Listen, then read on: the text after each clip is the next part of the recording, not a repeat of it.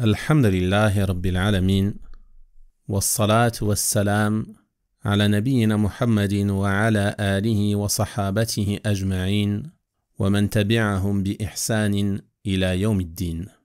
وبعد. Chers frères et sœurs, nous nous réunissons aujourd'hui pour parler d'un sujet très important qui concerne tout musulman et toute musulmane, et plus particulièrement tous les parents, pères et mères, et ceux qui le seront prochainement, Inch'Allah ta'ala, ainsi que tout homme ou toute femme chargé de la responsabilité immense d'éduquer un ou plusieurs enfants. Ces enfants qui, comme vous le savez, seront les hommes et les femmes de demain, Inch'Allah ta'ala. Et ils sont le futur de notre communauté.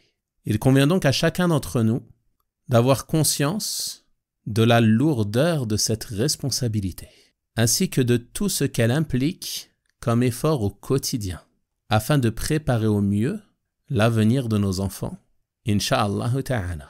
Et nul doute que l'avenir des enfants est source d'inquiétude pour beaucoup de parents. Nombre de nos frères et sœurs se posent beaucoup de questions à ce sujet, que ce soit sur la manière d'éduquer leurs enfants, la façon de les instruire, l'endroit où les scolariser.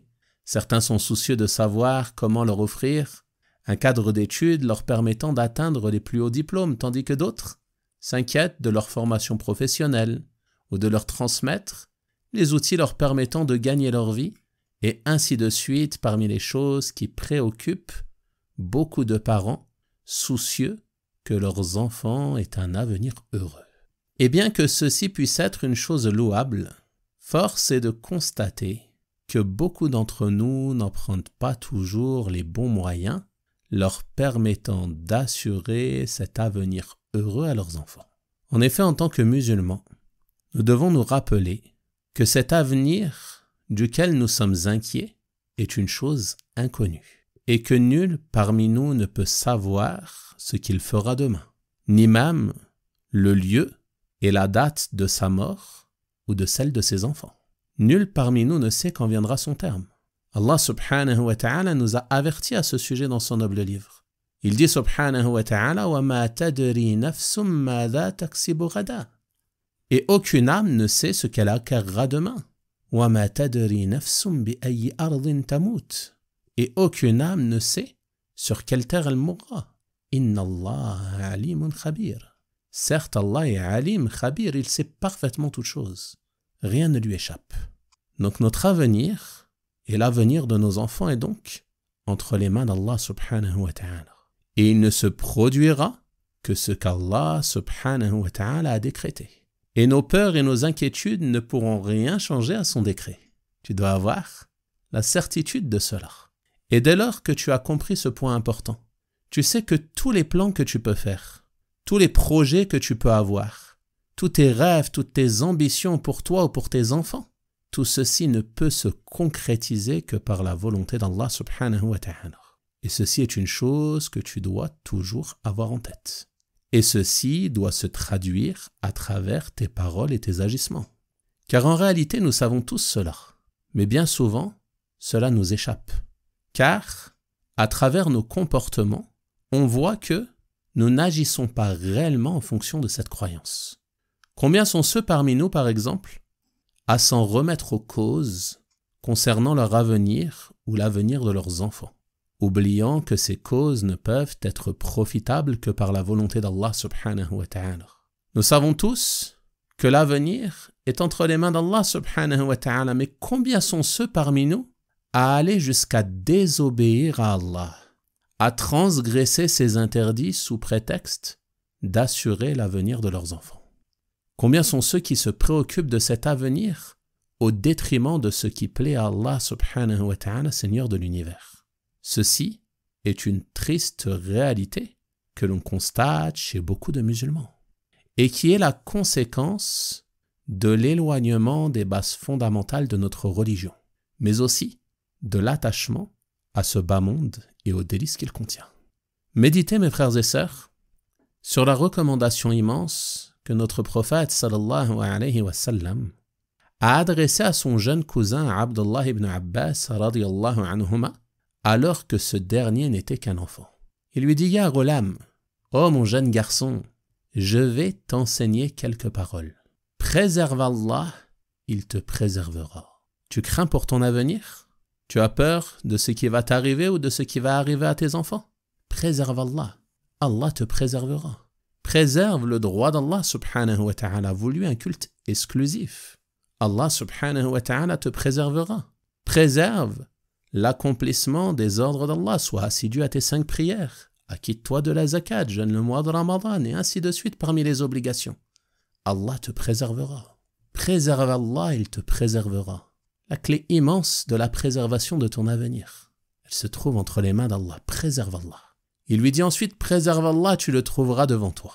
Si tu demandes, c'est-à-dire si tu as une chose à demander, si tu as un besoin, si tu cherches à solliciter une chose, demande à Allah. Et si tu cherches de l'aide, implore l'aide d'Allah. On voit ici que le prophète sallallahu alayhi wa sallam sème dans le cœur de cet enfant la croyance authentique, le culte exclusif qui doit être voué à Allah, de sorte à ce que cet enfant grandisse et que son cœur ne soit attaché qu'à Allah subhanahu wa ta'ala, Seigneur de l'univers.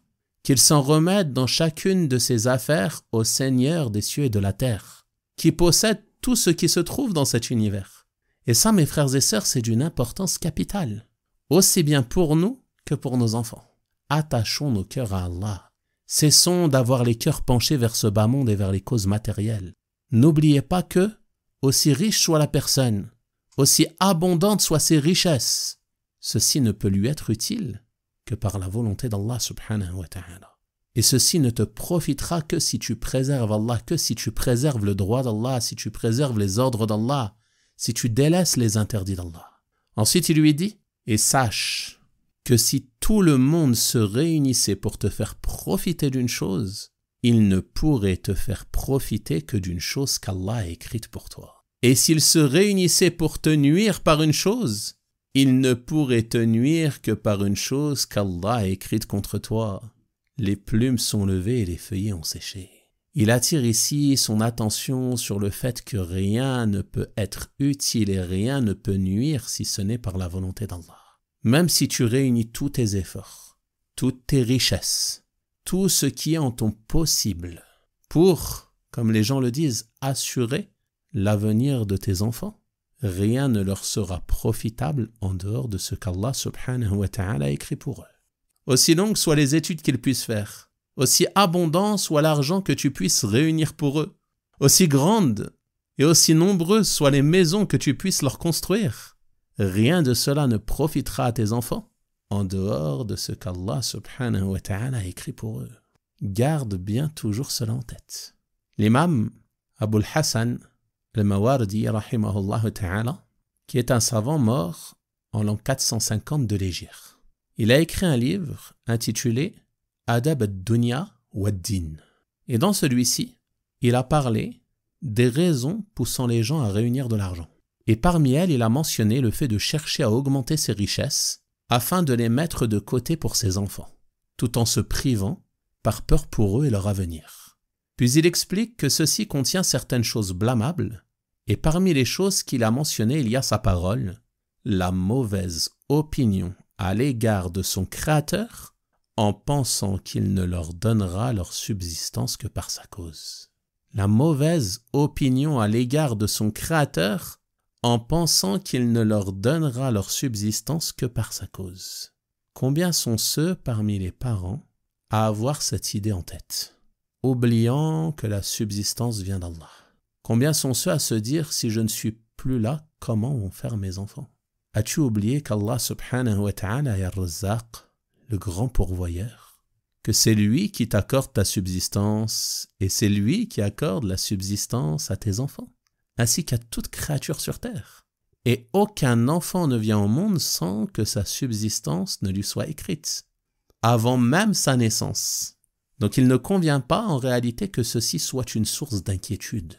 Bien sûr, cela ne signifie pas que les parents vont abandonner les causes matérielles et ne pas se soucier du confort matériel de leurs enfants. Non, ce n'est pas cela qui est visé. Mais ce qui est visé ici est de ne pas t'en remettre aux causes, ne pas te reposer sur cela. Ne pas penser et ne pas croire que leur subsistance provient de toi, ou provient de tes efforts, ou que leur avenir dépend de toi et de tes efforts ou de l'école dans laquelle tu vas les inscrire et ainsi de suite. Mais leur avenir, leur subsistance, leur bonheur ou leur malheur ne dépend que d'Allah subhanahu wa ta'ala. Et c'est pour cela qu'il fait partie des causes les plus importantes pour assurer l'avenir de ses enfants, d'invoquer en leur faveur, de s'en remettre à Allah subhanahu wa ta'ala par l'invocation. Ceci est d'une grande importance, mes frères et sœurs. Ne négligez pas l'invocation en faveur de vos enfants. Ceci fait partie des causes les plus importantes. Ibrahim alayhi salam n'a-t-il pas dit, comme on le trouve dans le Coran, « Wajnubni wa baniya an na'bud al-asnam » Écarte-moi ainsi que mes enfants de l'adoration des idoles. N'a-t-il pas dit également « Rabbi habli minas salihin » Oh Allah, accorde-moi, c'est-à-dire une descendance parmi les vertueux. « Rabbi ja'alni muqima as-salah wa min dhurriyyati » Oh Allah, fais de moi quelqu'un qui accomplit la prière ainsi que parmi ma descendance. Et Zachariah alayhi salam, avant même d'avoir cet enfant, il invoque pour que cet enfant soit vertueux. Rabbi habli min ladunka dhurriyatan tayyiba innaka sami'ud du'a. Oh mon Seigneur, accorde-moi de ta part une bonne descendance. Tu es certes celui qui répond aux invocations. Donc ceci est d'une grande importance, mes frères et sœurs. Et ceci fait partie des causes religieuses à ne pas négliger pour assurer l'avenir de ses enfants. Et le deuxième point que j'aimerais souligner aujourd'hui est la réalité de l'avenir qui nous attend, nous et nos enfants. Lorsqu'on parle de l'avenir des enfants, on va souvent penser à leurs études, à leur travail, à leur mariage, et ainsi de suite parmi les choses qui peuvent préoccuper les parents. Toutefois, nul parmi nous n'a la certitude que ces choses arriveront ou non. Et nous ne savons pas si nous les atteindrons. Car comme nous l'avons dit au début de cette assise, notre avenir dans ce bas monde est un avenir incertain. Et personne parmi nous ne sait quand il quittera ce bas monde et quand il reviendra à Allah subhanahu wa ta'ala. Donc l'avenir réel qui nous attend, c'est quoi? Quelle est la chose qui nous attend tous avec certitude et à laquelle personne parmi nous ne pourra échapper? Enfants et parents, jeunes ou âgés, hommes et femmes, et ainsi de suite. Quelle est cette chose que nous allons tous atteindre? Cette chose n'est autre que la mort, mes frères et sœurs. Cette mort qui est inévitable et que nous allons tous goûter. Kullu nafsin dha'iqatul maut. Toute âme goûtera la mort. Ça, c'est un avenir certain auquel il nous incombe à tous de nous préparer. Et qu'est-ce qu'il y a après cette mort? Est-ce que c'est fini ou alors il y a quelque chose de plus grand et de plus important que ce bas monde qui nous attend? La réponse est la deuxième, bien sûr. Allah subhanahu wa ta'ala dit dans la suite du verset وَإِنَّمَا تُوَفَّوْنَ أُجُورَكُمْ يَوْمَ الْقِيَامَةِ. Mais c'est seulement au jour de la résurrection que vous recevrez pleinement votre rétribution, en bien ou en mal. Toute âme goûtera la mort, puis ensuite, nous serons ramenés à Allah et nous recevrons la rétribution des œuvres accomplies sur terre. Et c'est cela l'avenir qui t'attend et l'avenir qui attend tes enfants. Ensuite, il dit, subhanahu wa ta'ala, فَمَنْ زُحْزِحَ عَنِ النَّارِ وَأُدْخِلَ الْجَنَّةَ فَقَدْ فَازَ. Quiconque donc est écarté du feu et introduit au paradis a certes réussi. Il a certes réussi. C'est cela la vraie réussite, mes frères et sœurs. Si tu veux la réussite pour toi et si tu veux la réussite pour tes enfants, donne-leur les moyens et donne-toi les moyens de t'écarter du feu et d'être introduit au paradis. Écarte-toi des œuvres des gens du feu et accomplis les œuvres des gens du paradis. C'est ça la vraie réussite. C'est ça l'avenir auquel il nous incombe à tous d'aspirer. C'est ça la chose et l'objectif le plus important qu'il convient d'ambitionner. C'est ça la vraie réussite. La vraie réussite, ce n'est pas un diplôme.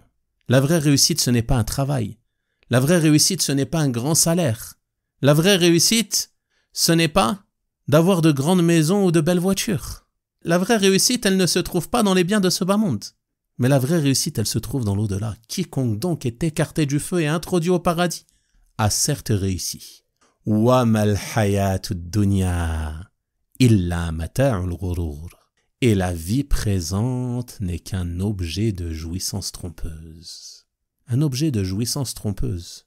Tu profites de certains délices, tu jouis de certains plaisirs. Mais tout ceci est trompeur, tout ceci est éphémère, tout ceci a une fin. Et après la mort, il y a une vie éternelle qui t'attend, ou bien au paradis, ou bien en enfer. Et je demande à Allah subhanahu wa ta'ala de me placer, ainsi que vous et l'ensemble de nos descendants au paradis et de nous préserver du feu de l'enfer.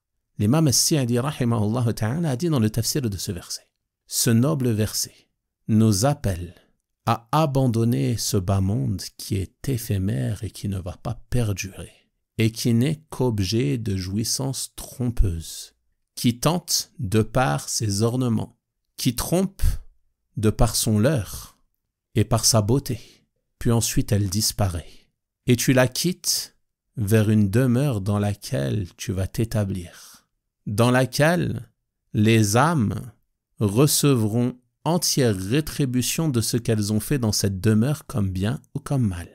Quiconque donc est écarté du feu et introduit au paradis a certes réussi, il a obtenu la grande réussite en étant sauvé du châtiment douloureux et en atteignant les jardins des délices dans lesquels se trouve ce qu'aucun œil n'a vu, ce qu'aucune oreille n'a entendu et ce que le cœur d'un homme ne peut s'imaginer. Puis il dit, rahimahullah, et on comprend de ce verset que celui qui n'est pas écarté du feu et qui n'est pas introduit au paradis, alors il n'a pas réussi. Au contraire, il sera plutôt malheureux d'un malheur éternel et d'un châtiment douloureux, et on demande à Allah subhanahu wa ta'ala de nous en préserver. Fin de la citation résumée selon le sens rapproché de la parole de l'imam As-Sa'di rahimahullah dans le tafsir de ce verset. Voici donc, mes frères et sœurs, la réalité de l'avenir qu'il convient de préparer pour nous-mêmes et pour nos enfants. Nous devons nous préparer à la mort, nous préparer au retour vers Allah subhanahu wa ta'ala, et nous devons donner à nos enfants les moyens de se préserver du feu de l'enfer. Et c'est cela qu'Allah subhanahu wa ta'ala nous a ordonné. Lorsqu'il dit subhanahu wa ta'ala, Ya ayyuhalladhina amanu, qu anfusakum wa ahlikum nara. Ô vous qui croyez, protégez vos personnes et vos familles d'un feu dont le combustible sera les gens et les pierres. Allah, il t'ordonne de protéger ton âme et de protéger ta famille, épouse et enfants de quoi? D'un feu dont le combustible sera les gens et les pierres. Abdullah ibn Abbas radiyallahu anhum a dit dans le tafsir de ce verset, œuvrez dans l'obéissance à Allah et préservez-vous de la désobéissance à Allah. Ordonnez à vos enfants de se soumettre aux ordres et de délaisser les interdits, car c'est cela leur protection contre le feu. C'est cela la protection contre le feu, que tu te soumettes aux ordres d'Allah et que tu délaisses les interdits d'Allah.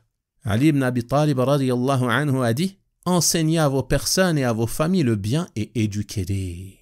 Et on trouve dans le tafsir de l'imam Ibn Kathir, rahimahullah ta'ala, dans l'explication de ce verset qu'il a dit, commandez-leur le bien, interdisez-leur le mal, et ne les laissez pas sans but, sinon le feu les consumera le jour de la résurrection. Sinon le feu les consumera le jour de la résurrection. Et Al-Barawi, rahimahullah ta'ala, a dit, c'est en leur enseignant les règles de la religion et les rites de l'islam qu'on les protège du châtiment du feu. Voilà comment, mes frères et sœurs, assurer l'avenir de nos enfants, en leur enseignant les règles de la religion et les rites de l'islam. Tu les protégeras ainsi bi'idhnillahi ta'ala du châtiment du feu. Donc ce qui est attendu des parents, c'est d'œuvrer afin de protéger leurs enfants du feu de l'enfer, et qu'il n'ait pas pour avenir ce châtiment douloureux wal'iyadhu billah. Et ceci est le rôle et la mission la plus importante des parents. Et nul doute que c'est une mission difficile, surtout à notre époque où les causes de déviance et de perversité se sont multipliées et sont devenues faciles d'accès. L'imam Al-Fawzan, hafidhahullah ta'ala, a dit dans l'un de ses sermons sur l'éducation des enfants, en parlant de la responsabilité vis-à-vis des enfants qui est une responsabilité immense. Et il dit qu'il est obligatoire pour les parents de s'y préparer de la meilleure manière. Puis il dit, surtout à notre époque, où s'entrechoquent les vagues de tentation, où l'étrangeté de la religion s'est accentuée et où les choses appelant à la corruption se sont multipliées, à tel point que le père avec ses enfants est comparable à un berger avec ses moutons sur la terre de bêtes féroces. S'il est inattentif un instant, les loups les dévoreront. S'il est inattentif un instant, les loups les dévoreront. Et ainsi est notre époque. Les causes du mal, les causes de tentation se sont multipliées à travers les moyens modernes. La télé, Internet, les réseaux sociaux, les jeux vidéo, les dessins animés, et ainsi de suite. Et beaucoup de parents sont insouciants de cela. Beaucoup de parents, pire encore, offrent même leurs enfants eux-mêmes à ces bêtes féroces et ne cherchent pas à les préserver. Combien sont ceux qui pensent être bienfaisants en leurs enfants en leur donnant accès à ces choses mauvaises qui sont des voies vers la perversité? Nombreux sont ceux à agir ainsi. Combien sont ceux parmi les parents qui donnent à leurs enfants accès aux voies vers la perversité en les plaçant à longueur de journée devant ces écrans à travers lesquels ils voient le mal, à travers lesquels ils voient la perversité, les mauvaises mœurs, à travers lesquels ils voient nombre de choses interdites et pire encore, l'athéisme, la mécréance, le polythéisme et ainsi de suite. Et ne pense pas être bienfaisant envers tes enfants en leur offrant ces choses-là. Sache que ceci est une des formes les plus graves de négligence. De leur donner accès à ce qui sera la cause de leur perversité et de leur égarement, waliyadu billah. Vous êtes tous des bergers et vous serez tous interrogés au sujet de votre troupeau. L'homme est un berger dans sa famille et il est responsable de son troupeau. Il sera interrogé au sujet de son troupeau.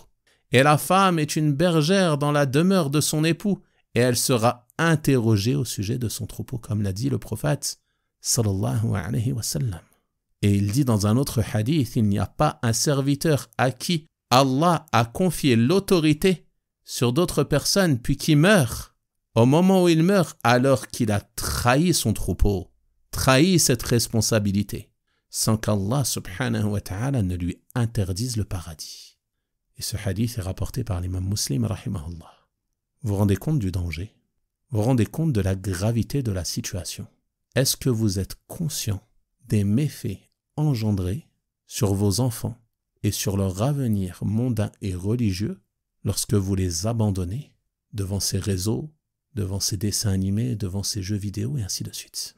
L'imam Ibn al-Qayyim rahimahullah ta'ala a dit « Et ce dont a extrêmement besoin l'enfant, c'est que l'on prenne soin de ce qui concerne son comportement.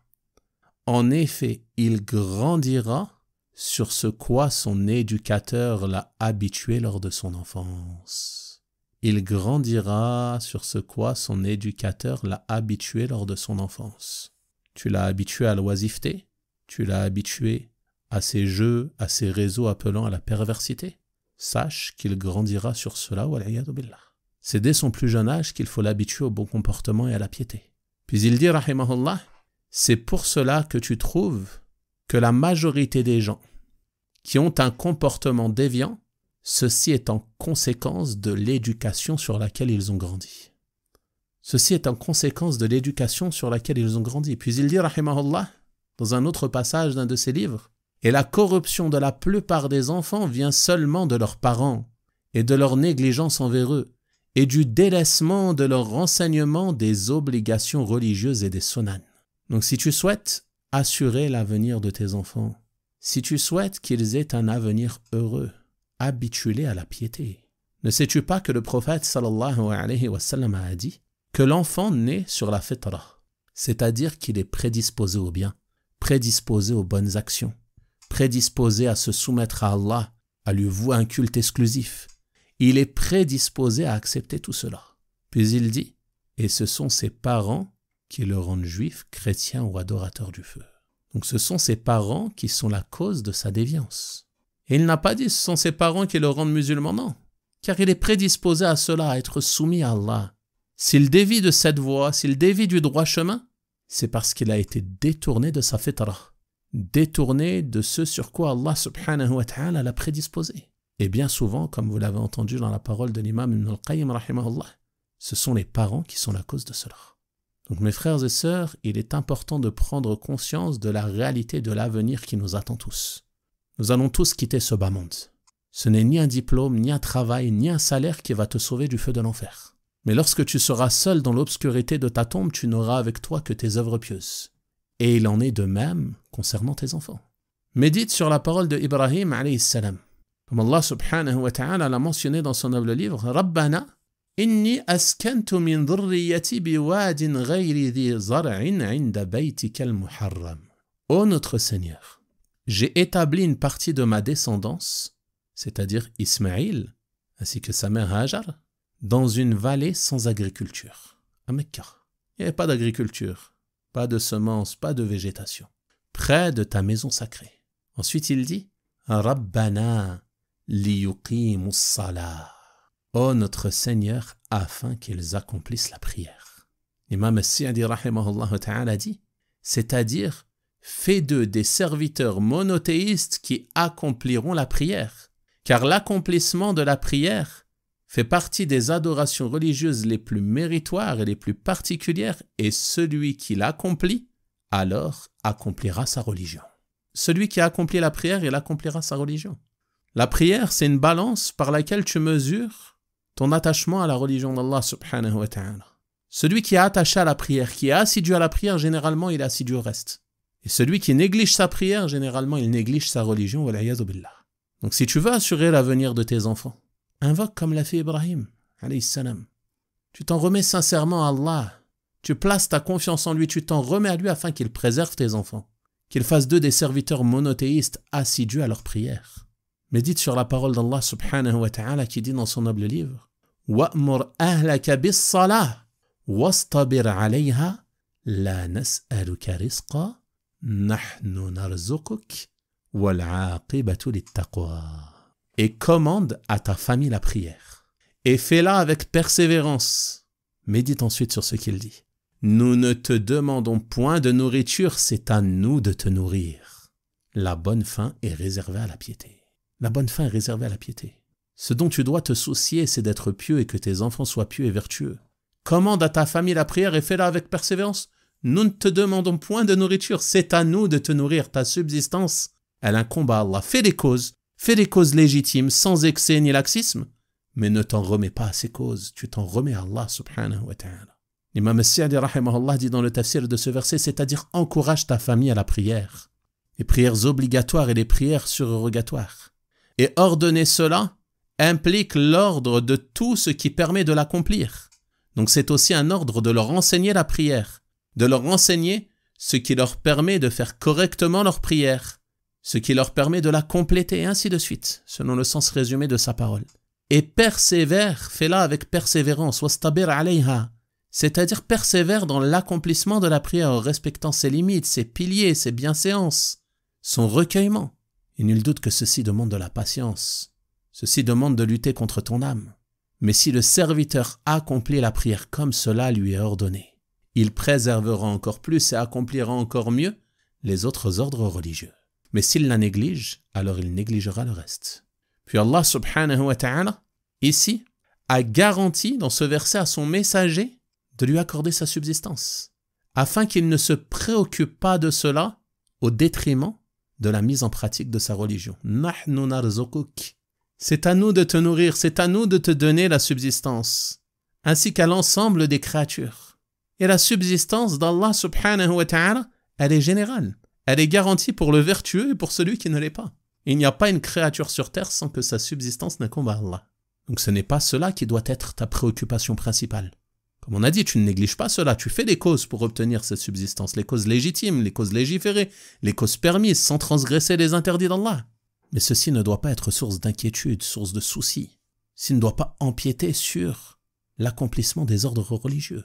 Ce dont tu dois te préoccuper, c'est ce qui te permettra d'atteindre le bonheur éternel, et ceci n'est autre que la piété. C'est pour cela qu'il dit à la fin du verset « Wal-'aqibatu lit-taqwa » et la bonne fin est réservée à la piété, dans ce bas monde et dans l'au-delà. Accomplis ce qu'Allah t'a ordonné, délaisse ce qu'Allah t'a interdit. Et celui qui agit ainsi, il aura une bonne fin, bi'idhnillahi ta'ala, il aura un bel avenir, ici-bas et dans l'au-delà. Donc on voit à travers cela qu'il incombe à l'ensemble des parents, père et mère, d'être assidus dans l'accomplissement des ordres d'Allah, et plus particulièrement la prière, et d'ordonner cela à leurs enfants. Méditez à ce sujet sur ce qu'Allah subhanahu wa ta'ala dit au sujet de son prophète Ismaïl, alayhi salam. وَكَانَ يَأْمُرُ أَهْلَهُ بِالصَّلَاةِ وَالزَّكَاةِ وَكَانَ عِنْدَ رَبِّهِ مَرْضِيًّا. Il commandait à sa famille la prière et la zakat, et il était agréé auprès de son Seigneur. Donc ceci est d'une grande importance, et ceci fait partie des premières choses qu'Allah subhanahu wa ta'ala a mentionnées au sujet de la recommandation de Luqman le sage à son fils lorsqu'il lui a dit « Ya bunay, aqimis salah » « Oh mon enfant, accomplis la prière ». Et le prophète sallallahu alayhi wa sallam nous a d'ordonner à nos enfants la prière dès qu'ils ont 7 ans. Ibn Hajar rahimahullah ta'ala a dit « Les enfants n'ont pas de responsabilité religieuse. L'obligation ne leur est donc pas adressée, mais elle est adressée à leurs responsables. Il leur est demandé de leur enseigner cela. » Donc ceci est d'une grande importance, mes frères et sœurs, et ceci ne doit pas être négligé. Également, il convient, comme on le trouve dans la recommandation de Luqman le sage à son fils, pour assurer un bel avenir à ses enfants. Leur apprendre cette piété, leur apprendre à se soumettre à Allah subhanahu wa ta'ala, en accomplissant ses ordres et en délaissant ses interdits, non pas par peur de leurs parents, ni par recherche de leur satisfaction, mais seulement par espoir de ce qu'il y a auprès d'Allah subhanahu wa ta'ala et par peur de son châtiment. Et ça, c'est d'une grande importance. Et ça te permettra, bi'innillahi ta'ala, d'assurer un bel avenir à tes enfants, afin qu'ils soient pieux aussi bien en secret qu'en public. Qu'ils ne soient pas pieux seulement devant toi. Ils n'accomplissent pas la prière seulement lorsque tu es là, ou par peur de tes remontrances et de tes blâmes, non. Mais tu dois leur enseigner al-muraqaba, le fait qu'ils soient conscients qu'Allah est al-raqib, qu'il les surveille, qu'il les observe. Médite sur la parole de Luqman le sage à son fils. Ya bunay, innaha in taku mithqala habbatin min khardalin fatakun fi sakhratin aw fi samawati aw fil ard ya'ti bi Allah. Ô mon enfant, fût-ce le poids d'un grain de moutarde, au fond d'un rocher ou dans les cieux ou dans la terre, Allah le fera venir. Allah le fera venir. Allah sait parfaitement toutes choses. Rien ne lui échappe, subhanahu wa ta'ala. Tu dois le craindre en secret comme en public. Et celui qui agit ainsi, nul doute qu'on peut espérer pour lui un bel avenir, incha'Allah ta'ala. Car ses actes ne seront voués qu'à Allah, subhanahu wa ta'ala. Lorsqu'il fait le bien, il espère ce qu'il y a auprès d'Allah. Lorsqu'il délaisse le mal, il le fait par crainte du châtiment d'Allah. Il n'agit pas pour les gens, il n'agit pas pour ses parents, mais il agit pour Allah subhanahu wa ta'ala, Seigneur des mondes. Et ça également, cela fait partie des points les plus importants à souligner en ce qui concerne l'éducation des enfants. Mes frères et sœurs, tout ceci sont des moyens nous permettant d'atteindre le bien éternel qu'il y a auprès d'Allah subhanahu wa ta'ala. Le fait d'être vertueux et d'enseigner à ses enfants la vertu est une des causes les plus immenses pour assurer leur avenir, ici-bas et dans l'au-delà. L'imam As-Sa'di rahimahullah ta'ala a dit « La vertu des parents, par la science et la mise en pratique, est une des causes les plus immenses pour que les enfants soient vertueux. » Donc tu dois avoir cela en tête également. Ça fait partie des causes principales pour assurer un bon avenir à tes enfants, que toi-même tu commences par te réformer.